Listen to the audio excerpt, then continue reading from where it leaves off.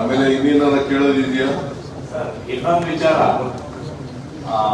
ಮತ್ತೆ ಕುಮಾರಸ್ವಾಮಿ ಅವರು ಇವತ್ತು ಜನತಾ ದರ್ಶನ ಮಾಡ್ತಾ ಇದ್ದಾರೆ.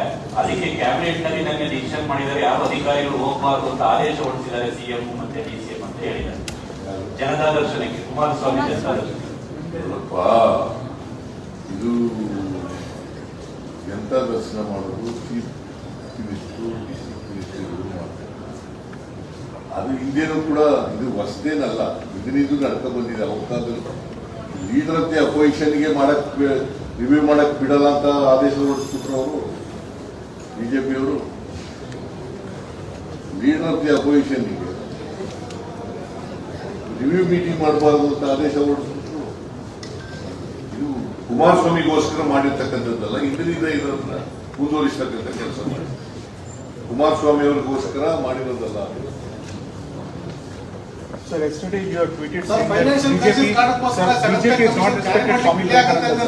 You have tweeted saying that BJP state in charge has not respected Swami Vivekananda.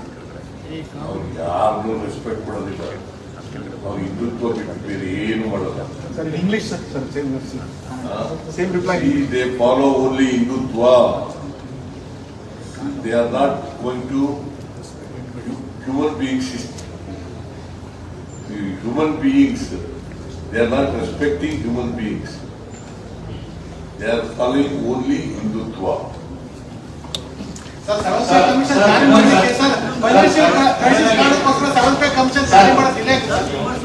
ಆರ್ಥಿಕ ಮುಗ್ಗಟ್ಟು ಕಾರಣಕ್ಕೋಸ್ಕರ 7th ಪೇ ಕಮಿಷನ್ ಜಾರಿ ಮಾಡೋದು ಡಿಲೇ ಆಗುತ್ತೆ ಅಂತ ಸರ್.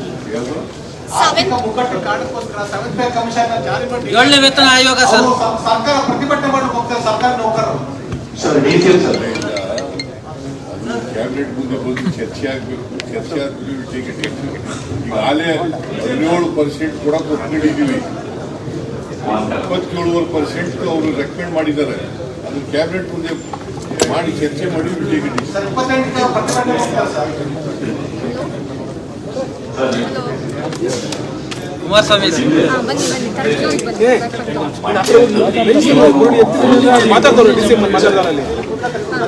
ಅಲ್ಲ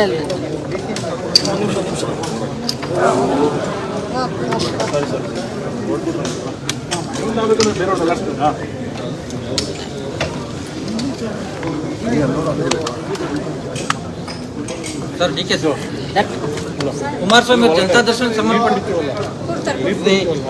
ಯಾವಾಗ ನೋಡಿರೋ ಆಯ್ತು ಬಿಡು. ಈಗ ಕುಮಾರಸ್ವಾಮಿ ಜನತಾ ದರ್ಶನ ಸಂಬಂಧಪಟ್ಟಂತೆ ಒಂದ್ ಹೇಳಿಕೆ ಕೊಟ್ಟಿದ್ದಾರೆ ಸರ್. ಅಂದ್ರೆ ನಡೆಸಬೇಕು ಅಂತಾನೆ ಸರ್ಕ್ಯುಲರ್ ವಚನ ಮಾಡಿದ್ರು, ಅವಾಗ ಈ ನಿಯಮ ಉಲ್ಲಂಘನೆ ಆಗ್ಲಿಲ್ವಾ ಅಂತ.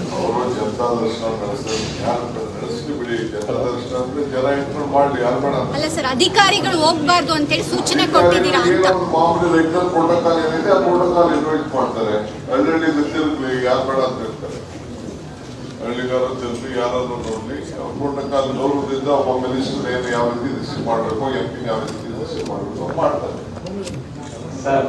ನಾವೋಗಿ ಡೆಲ್ಲಿಲಿ ಹೋಗ್ಬಿಟ್ಟು ನಾವು ನಮ್ಮ ಪ್ರಿವಿಲೇಜ್ ನ ವಿಷಯ ಮಾಡ್ತಾರಲ್ಲ, ಅವ್ರಿಗೆ ನಮ್ಗೇನು ಅವಕಾಶ ಇದೆ ನಮ್ಗೆ ಇರ್ತದೆ, ಅವ್ರ ಅವಕಾಶ ಇದೆ ಅವ್ರ ಅವಕಾಶ ಇದೆ.